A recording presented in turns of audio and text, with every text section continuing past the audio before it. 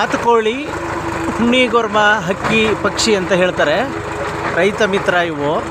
ಜೋಳದ ಹೊಲ ಕಟಾವು ಆದಮೇಲೆ ಇಲ್ಲಿ ಉಳಬೇಕಾದಾಗ ಹುಳಗಳು ನೋಡಿ, ಹುಣ್ಣಿಗೊರ್ಮ, ಹಕ್ಕಿ ಕಪ್ಪಿಗೆ ಸಣ್ಣಗಿದ್ದಾವೆ.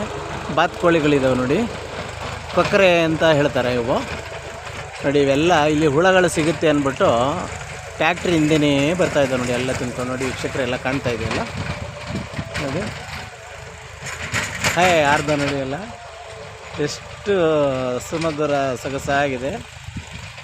Thank you. Prem Bose YouTube ಚಾನಲಿಂದ ಲೈಕ್ ಆ್ಯಂಡ್ ಶೇರ್, ಕಮೆಂಟ್ಸ್, ಸಬ್ಸ್ಕ್ರೈಬನ್ನು ದಯವಿಟ್ಟು ಮಾಡಿ ರೈತ ಮಿತ್ರರು.